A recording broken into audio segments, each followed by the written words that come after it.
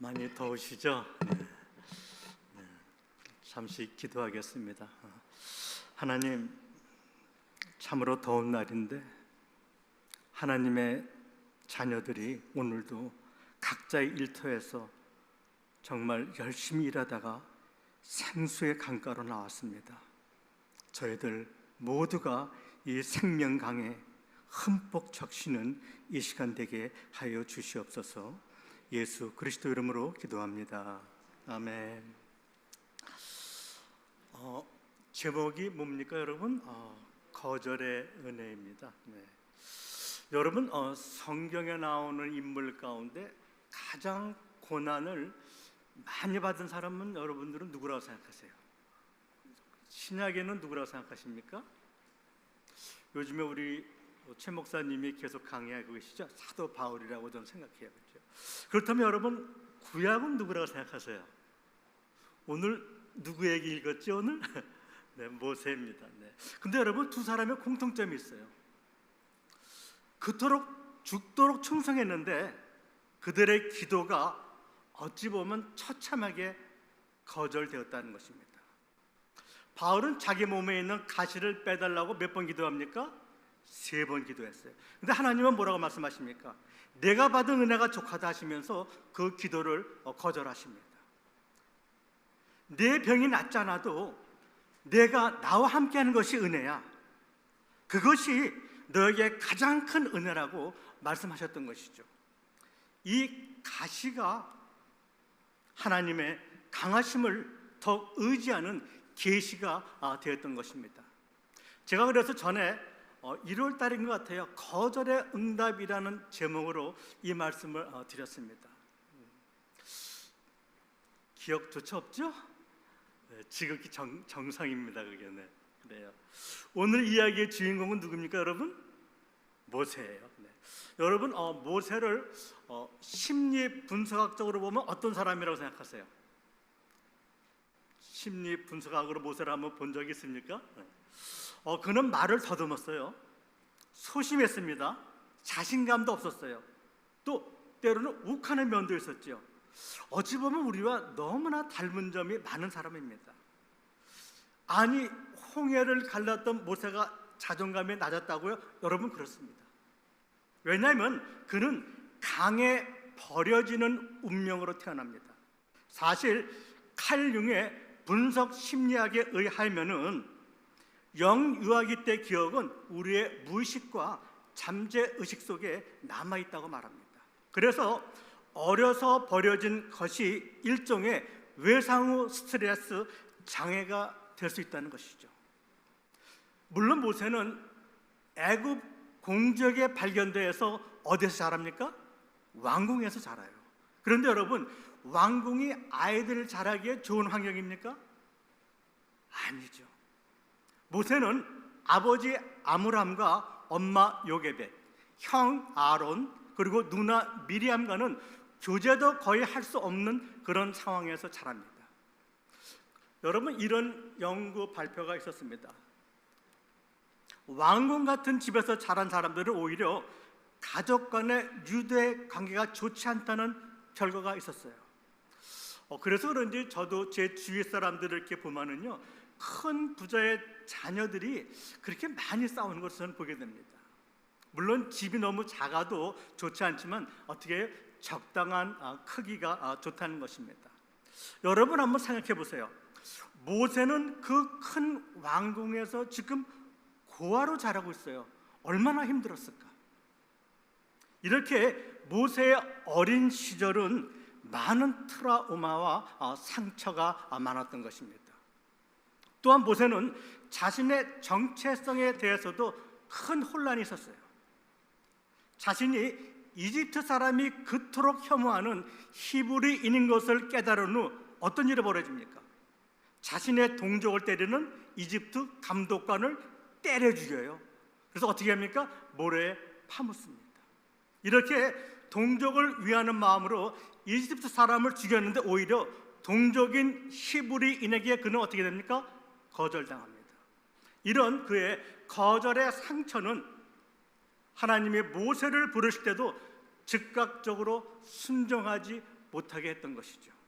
이렇게 거절의 상처가 많은 사람에게 나타나는 이런 모습들이 있다고 합니다. 사소한 일에도 욱하고 심한 거부감이 있고 자신이 무시당한다는 이런 낮은 자존감이 나타난다는 것이죠. 이에 이런 낮은 자존감은 결국은 어떻게 치료되느냐? 하나님을 전적으로 신뢰함으로 치료됩니다. 여러분, 하나님이 모세에게 모세 손에 있는 지팡이를 이렇게 던지라 그랬죠? 뭐가 됩니까? 뱀이 됐죠. 그렇죠? 뱀의 꼬리를 붙잡으라 그랬어요. 그랬더니 그 뱀이 어떻게 됩니까?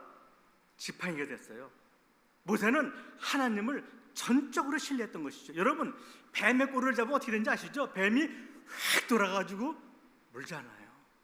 하나님을 전적으로 신뢰했던 모세를 보게 되는 것이죠. 모세는 이렇게 저 밑바닥 인생부터 왕궁까지의 모든 삶을 경험했기 때문에 어찌 보면 세상을 보는 스펙트럼이 큰 사람으로 성장했던 것이죠.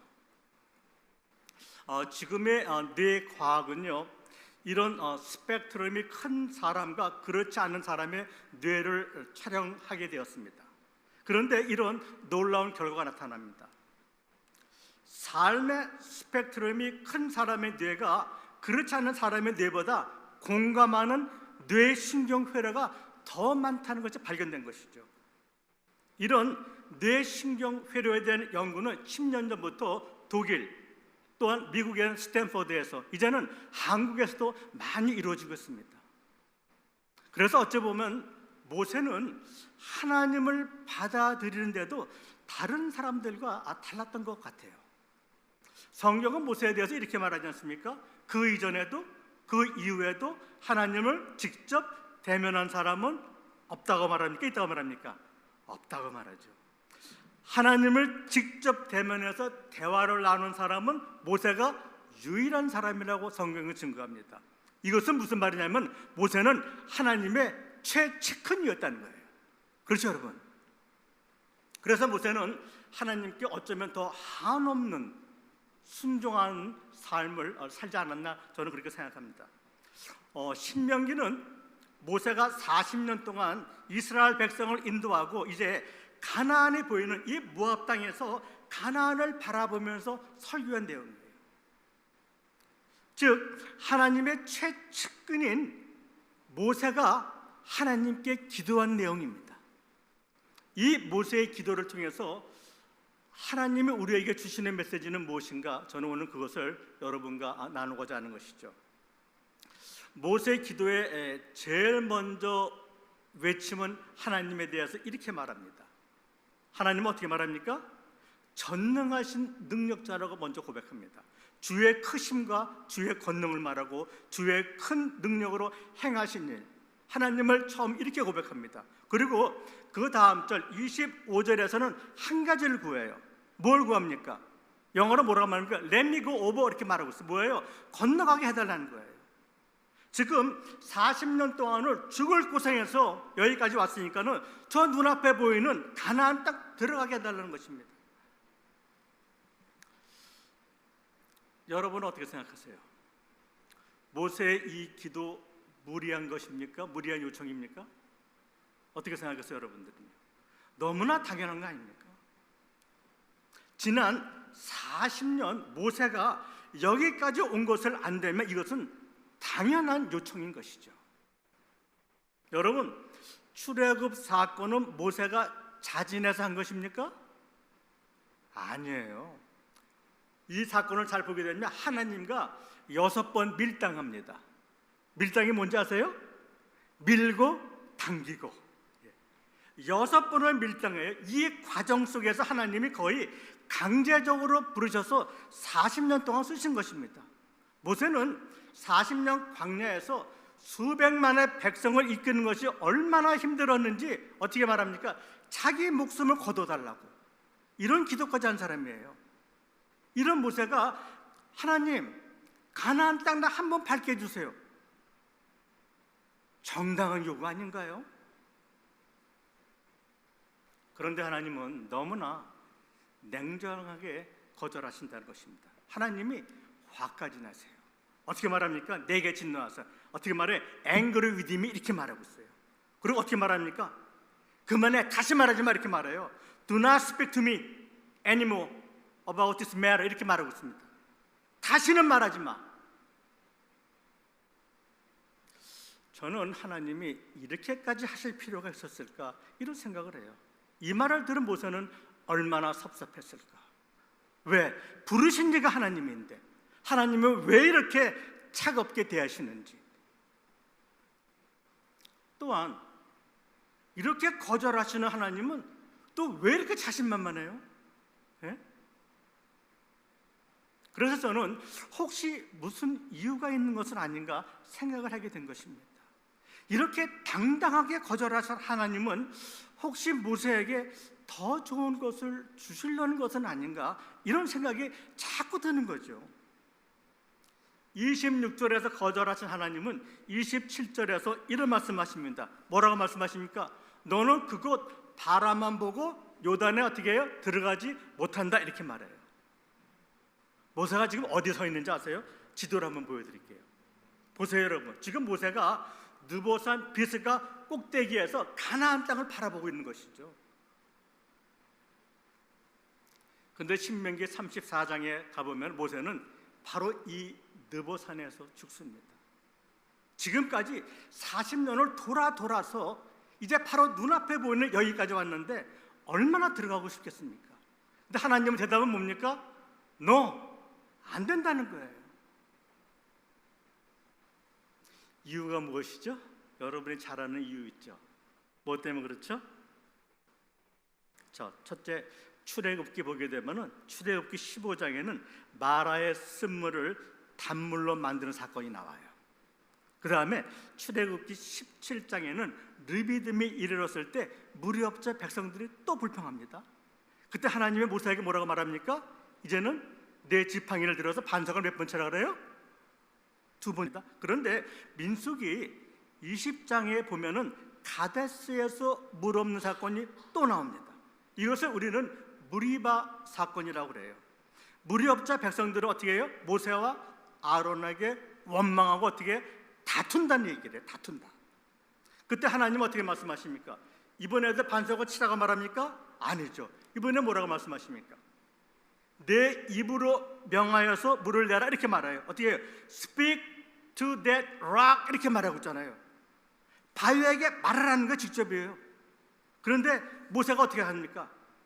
반역한 너희여 이렇게 말해요. 화가 너무 난 거예요 백성들에게. 그러면서 지팡이를 들어서 몇 번 칩니까? 2번 쳤죠. 그래서 13절은 이스라엘 자손이 하나님과 다퉜다고 해서 무리바의 물이라고 말하는 것입니다. 여러분, 무리바는 어떤 뜻입니까? 어떤 뜻이에요? 앞에 보니까는 다툼이라는 뜻이에요. 다툼이요. 다툼이라는 뜻입니다. 하나님은 지금 이 무리바 사건을 끌고 와서 너 못 들어가 이렇게 말하는 거예요. 근데 12절에 보게 되면 어떻게 말합니까? 너희가 나를 믿지 않냐고 이렇게 말해요. 근데 영어로 보면 어떻게 말합니까? Did not trust in me enough 이렇게 말해요. 믿음이 없다는 거예요? 아니에요. 믿음이 없다는 소리가 아니에요. Not enough 하다는 것이죠. 무슨 말이에요? 믿음이 올바르지 않다는 거예요. 내가 믿기는 믿었는데 내가 원하는 만큼만 믿었어. 내 멋대로 믿었다 이렇게 말씀하시는 것이죠.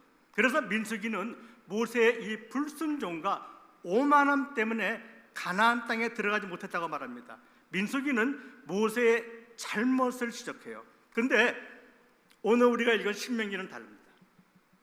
신명기는 다르게 얘기하고 있어요. 신명기 3장 26절 이렇게 말 여호와께서 너희 때문에 너희가 누구예요 여러분? 백성들이에요. 신명기에는 모세 잘못이 아니라 백성들 때문에 못 들어갔다고 말하는 것입니다. 무슨 뜻이냐면은 자기가 이끈 백성들이 약속의 땅에 못 들어간다면 지도자는 공동 운명체로 못 들어간다는 것입니다. 지도자는 그 공동체와 운명을 같이 한다는 뜻이에요. 신명기가 강조하는 것은 무엇이냐? 지도자의 공동 책임성을 말하고 있는 것입니다. 이렇게 백성들 때문에 이런 말은 여러 번 나오고 있습니다. 여호와께서 너희 때문에, 너희가 누구예요 여러분? 백성들 때문에. 21절도 그렇습니다. 너희로 말미암아, 너희가 누굽니까? 백성들로 말미암아. 신명기는 지도자의 공동 책임성을 강조하고 있는 것이에요. 우리는 민수기 말씀과 신명기의 말씀을 다 염두에 둬야 한다는 것입니다. 왜? 성경은 두 가지를 말씀하고 있기 때문에 그렇습니다. 두 번째 이유를 보겠습니다. 두 번째 이유는 구원신학이라는 틀 속에서 신학적으로 해석하는 거예요. 여러분, 모세는 율법을 상징하는 사람이죠. 율법을 상징한 사람에게 구원신학 메시지는 율법으로는 천국에 들어갈 수 있다 없다? 없다고 말하는 것이죠. 저는 사실 개인적으로 이 신학 이론에 대해서는 좀 자연스럽지 않다고 생각합니다. 세 번째, 거절하신 이유를 보겠습니다. 3장 27절은 이렇게 말합니다. 너는 비스가 산꼭대기에 올라가서 눈을 들어 동서남북을 바라고 내 눈으로 그 땅을 바라보라. 너는 어떻게 이 요단을 어떻게 건너지 못할 것이다, 이렇게 말해요. 그리고 28절에서 뭐라고 말합니까? 너는 어떻게 여호수아에게 명령하라 그래요. 그리고 가서 이 백성을 그가 거느리고 간다고 말합니다. He will lead 어떻게 해요? These people, 이렇게 말하고 있잖아요.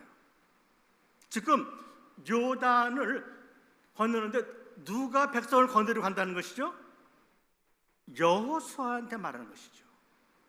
모세, 너 아니라는 거예요. 지금 모세, 내가 답이 아니라고 말씀하시는 것입니다. 여러분, 신앙생활하면서 항상 문제를 일으키는 사람들의 특징 중 하나가 뭔지 아세요? 항상 내가 답이라고 생각한 사람이에요. 자기 의가 강한 사람입니다. 교회에서도 항상 내가 답이에요. 특별히 리더들이 그렇고 교회 생활을 많이 한 사람들이 그렇습니다. 성경은 모세에게 이렇게 말하는 것이죠. 내가 답이 아닐 수도 있어, 이렇게 말하는 것이죠. 여러분 스스로에게 말씀해 보세요. 내가 답이 아닌가 봐. 스스로 한번 해보세요. 내가 답이 아닌가 봐. 그래요. 여러분, 내가 항상 답이라고 생각하면은 공동체는 깨지는 거예요. 여러분, 우리의 영원한 답은 예수 그리스도밖에 없는 줄 믿으시기 바랍니다. 믿습니까? 여러분, 하나님의 일은요, 내가 시작하고 내가 마치는 게 아니에요. 내가 시작하고 내가 마치면 그건 내 일이 됩니다. 하나님의 일은 언제나 하나님이 시작하시고 하나님이 마치는 것입니다. 다만 우리를 뭐로 사용하시는 거예요? 도구로 사용하실 뿐입니다. 그런데 내가 답이라고 생각하는 사람은 내가 마침표를 찍어야 하기 때문에 원망과 불평 속에서도 자기 뜻대로 자기 길을 가는 거예요. 여러분, 지나친 자기 의로움은 죄인 거 아시죠? 네. 여러분, 하나님의 일은 우리가 원하는 만큼 일하는 게 아니에요.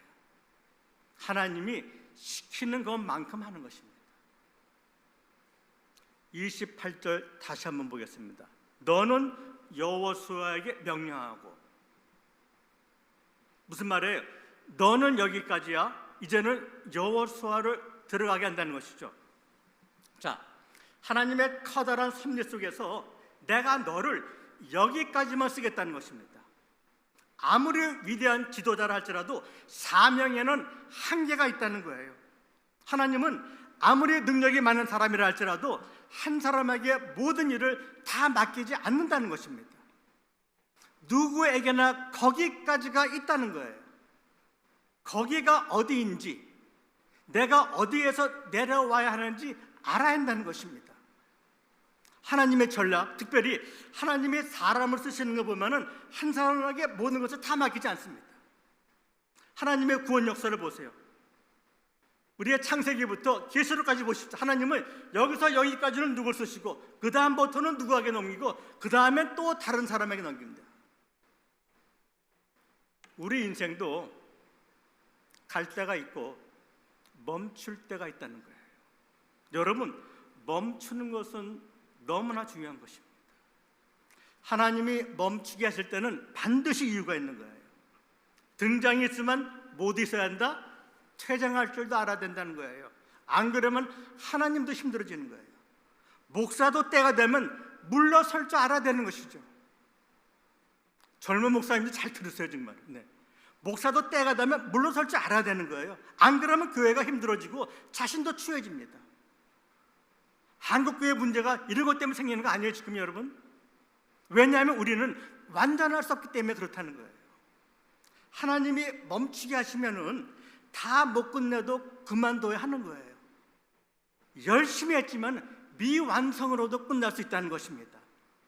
내가 끝내지 못해도 괜찮다는 거예요. 왜냐하면 하나님의 멈추면은 하나님이 완성하신다는 이 약속이 있기 때문에 그렇다는 것입니다. 그래서 자신의 미완성을 안타까워하지 말라는 거예요. 저와 여러분은 모두 다 미완성으로 끝날 것입니다. 믿으십니까? 그럼요, 여러분. 잠시 음악 한번 들어볼까요? 소리 좀 한번 들어봅시다.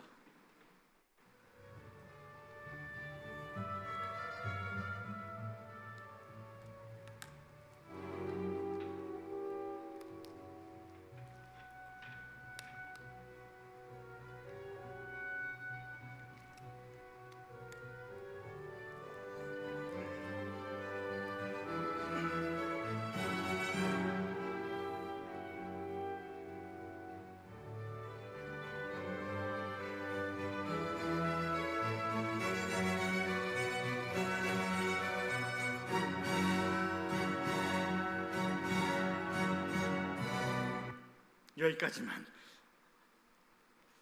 누구의 무슨 곡이에요? 슈베르트의 뭐예요? 미완성 귀한곡이죠. 여러분, 미완성이기 때문에 더 아름다운 거예요. 이 곡에 대해서 더 많이 알고 싶으면 저 뒤에 계시는 박시경 목사님한테 물어보세요. 클래식에 대해서 대가이십니다. 네. 무슨 소리냐면 이 세상이 우리의 승부처 아니라는 거예요, 여러분. 하나님의 거절하신 이유 네 번째로 보겠습니다. 신명기 34장은 이제는 모세의 마지막을 이렇게 보여줍니다. 34장 5절 6절은 이런 말이 나옵니다. 여러분 다 같이 한번 읽어볼까요? 시작. 이에 여호와의 종 모세가 여호와의 말씀대로 모압 땅에서 죽어 벳볼 맞은편 모압 땅에 있는 골짜기에 장사되었고 오늘까지 그의 묻힌 곳을 아는 자가 있다 없다? 없다. 노한 노. 없다는 거예요. 모세의 죽음이 지금 예사롭지 않다는 거예요, 지금 성경이요. 여러분, 모세가 지금 노안으로 죽은 거 아니죠? 아파서 죽은 것도 아닙니다. 7절은 이렇게 말하고 있어요. 나이가 120세인데 어떻게 눈이 흐르지 않고 기력이 쇠하지 않았다 이렇게 말해요. 그렇다면 여러분, 모세의 사망 원인은 뭐예요? 뭐예요? 몰라서 묻는 거예요. 혹시 아세요? 모세 왜 죽었어요? 어떻게 죽었어요? 여러분, 지금 모세가 1300m가 되는 느보산 비스가 꼭대기를 이 노인이 거뜬히 올라갔어요. 지금 이 팔팔하던 노인이 갑자기 안 보이는 거예요. 무덤도 없습니다.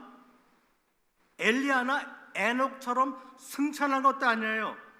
분명히 죽은 건 죽은 겁니다. 근데 왜 죽은지에 대해서는 아무런 이야기가 없다는 거예요. 여러분 아세요? 저도 몰라요. 분명한 건 자연사는 아니라는 거예요. 갑자기 죽은 거예요. 돌연사입니다. 아마도 그래서 이런 것에 대해서 유다서는 이렇게 얘기합니다. 유다서는 천사장 미가엘이 모세의 시체에 대해서 사단과 논쟁하는 이야기를 위경까지 끌고 와요. 위경, 모세 승천기를 끌고 와서 인용하면서 얘기합니다. 또 위경이 뭐야? 이렇게 말하시는 분들 있으신가요? 정경과 외경과 위경이 있는데 그건 나중에 우리 담임 목사님한테 물어보세요, 여러분들. 네. 아마도 거룩한 의지에 의해서 강제로 죽음당한 것은 아닌가. 그래서 은퇴를 당했다고 이야기하는 학자들이 많습니다. 성경을 다시 보면은 모세는 하나님의 말씀대로 죽었다 그래요. 5절 보겠습니다. 여호와의 종 모세가 누구의 말씀대로 어디서 죽었어요? 하나님의 말씀대로 어디서 죽었어요? 모압 땅에서 죽었다 그래요. 무슨 말이에요? 모세의 수명은 그의 사명이 끝나면서 동시에 끝났다는 것입니다. 사명이 끝나자 하나님이 데려가신 겁니다. 근데 그 다음 절 6절에는 이상한 단어가 나오는 것이죠. 어떤 단어가 나왔냐면 여기서 골짜기에 장사되었거라는 단어가 나와요. 그래서 제가 이 단어가 무슨 뜻이 있나 히브리서를 봤습니다. 히브리서는 이 단어가 이렇게 나오고 있습니다. 왜 안 넘어가요? 장사되었고 어떻게 해요? 그는 그를 묻었다라고 말해요. 그래서 영어 성경은 어떻게 말합니까? He buried him 이렇게 말하고 있어요. 영어 성경은요. 영어 성경은 히브리 원어를 그대로 번역한 것이죠. 여러분, he가 누굽니까? 하나님이죠. 힘은 누굽니까? 모세죠. 그러니까 하나님의 모세를 묻었다는 거예요. 그렇다면 이것은 어떤 의미가 있는가? 하나님이 모세를 장사 지냈기 때문에 아무도 모세의 무덤을 알 자가 없다고 말하는 것입니다.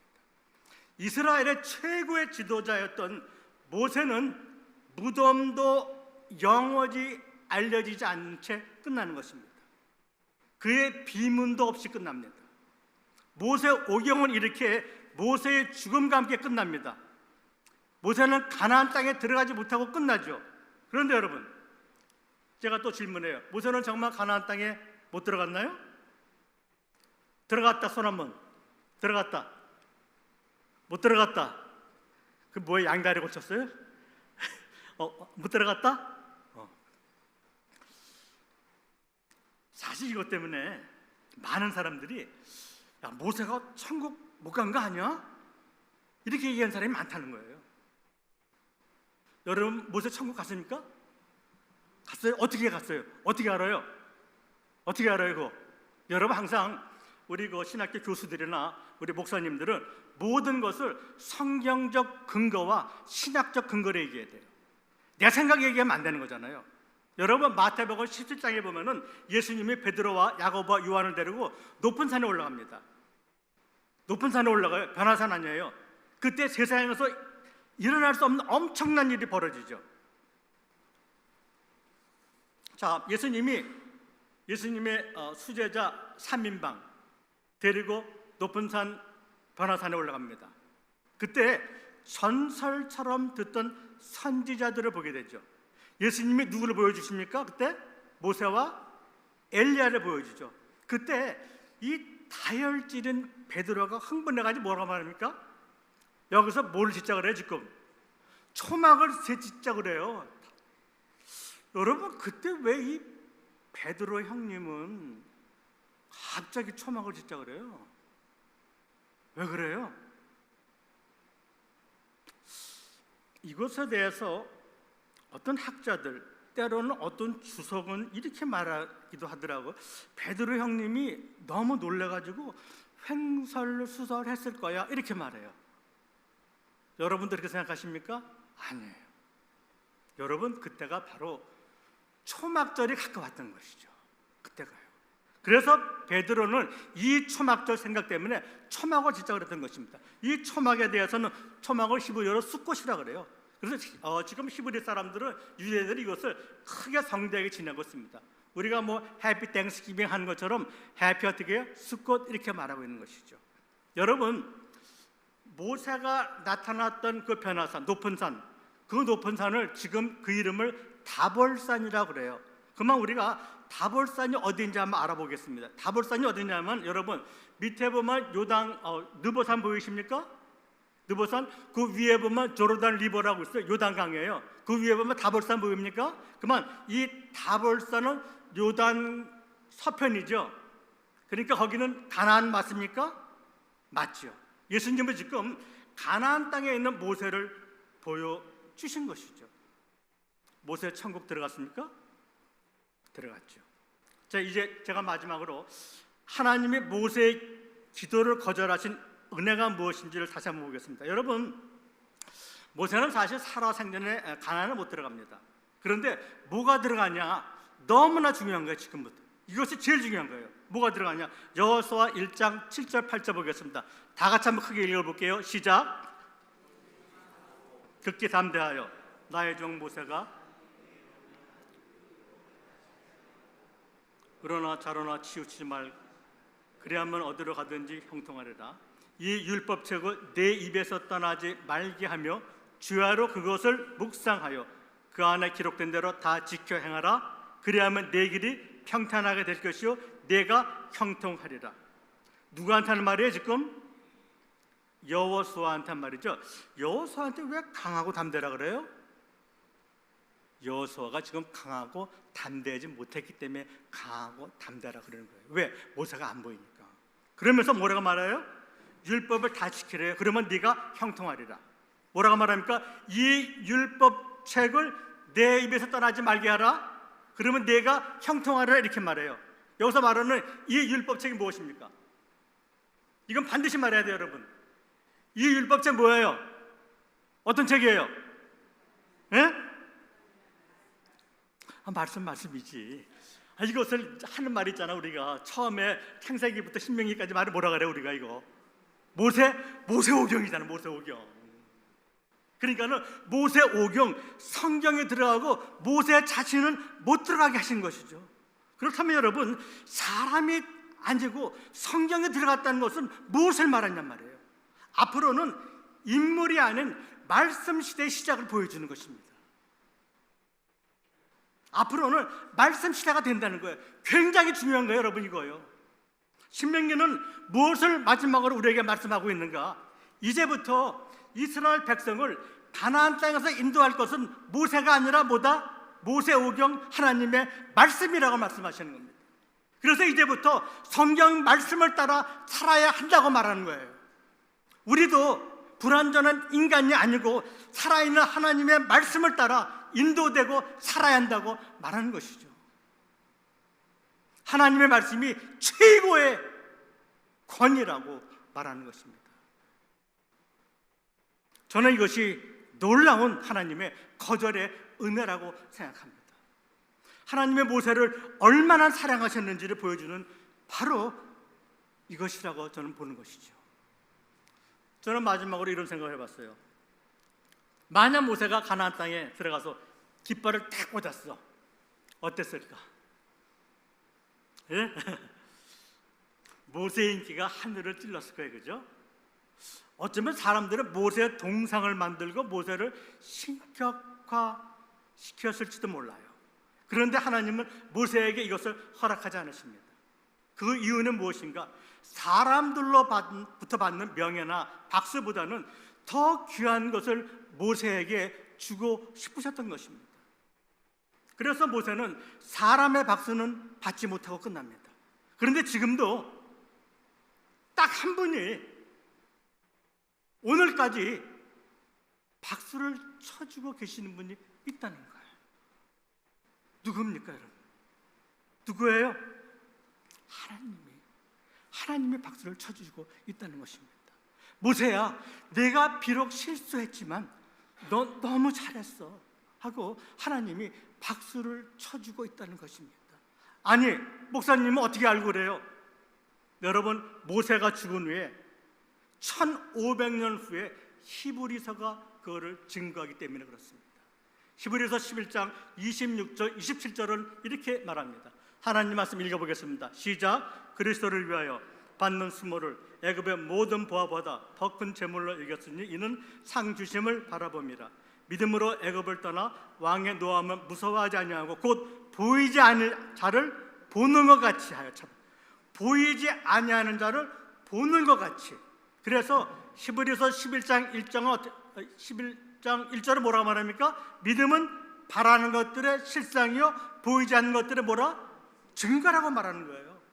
보이는 현실이 전부가 아니야 이렇게 말하는 거예요. 지금 믿음으로 모세는 보이지 않는 더 큰 실상을 보고 있다고 말하는 것입니다. 그러므로 히브리서는 하나님이 이런 모세를 향해서 지금까지 박수를 쳐주고 있다고 저는 생각하는 것입니다.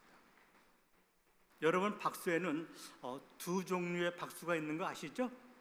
사람들의 박수가 있고 하나님의 박수가 있어요. 사람들이 쳐주는 박수를 명예라고 그래요.